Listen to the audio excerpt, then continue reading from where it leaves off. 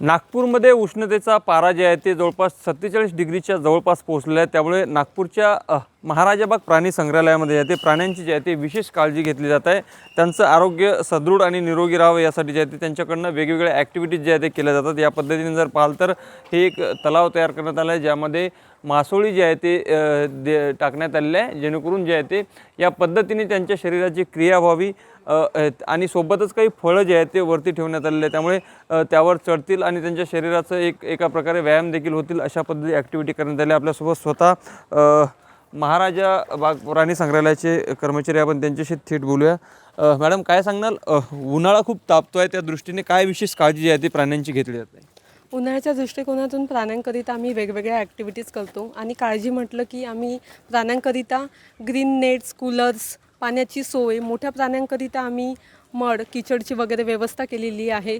आणि ॲक्टिव्हिटीजमध्ये आम्ही अस्वलांकरिता आम्ही जसं आता पाण्याच्या टाक्यामध्ये आम्ही त्यांच्याकरिता मासे वगैरे टाकलेले आहेत, जेणेकरून ते पकडण्याचा प्रयत्न करेल, त्यामुळे त्यांचा स्ट्रेस कमी होतो, त्यांची मानसिक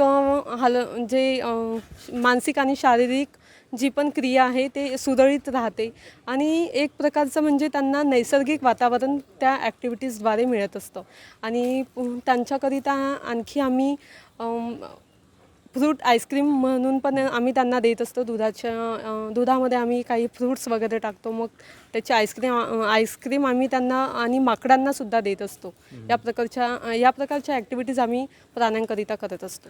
मॅडम, ज्या पद्धतीने उन्हाळा तापतो आहे, नागपूरमध्ये 47 डिग्रीपर्यंत तापमान जे आहे ते पोहोचलेलं आहे, त्यामुळे त्यासाठी एक वेगळी काय विशेष काळजी घेतली जाते? वेगळी विशेष काळजी म्हणजे प्राण्यांच्या प्रत्येक हालचालींवर आमचं पूर्णपणे लक्ष असतं। वेटरनरी डॉक्टर इथले रोज त्यांची देखरेख पाहणी करत असतात, त्यांचा काही हेल्थमध्ये काही प्रॉब्लेम आहे का वगैरे, त्यांच्या मार्गदर्शनाखाली जर काही प्रॉब्लेम वगैरे असेल तर आम्ही त्या उपाययोजना करत असतो। एकूणच पाहू शकतो की आपण उन्हाळ्याच्या पार्श्वभूमीवर जे तापमानाचा पारा वाढलेला असताना महाराजाबाग प्राणी संग्रहालयामध्ये बिबट असतील, अस्वल असतील आणि इतरही जे काही प्राणी असतील त्यांची जे आहे ते विशेष देखभाल, विशेष काळजी जी आहे ती सध्याला उन्हाळ्याच्या दृष्टिकोनातून घेतली जात आहे। लोकशाही मराठीकरता मी ज्ञानेश्वर पवार, नागपूर।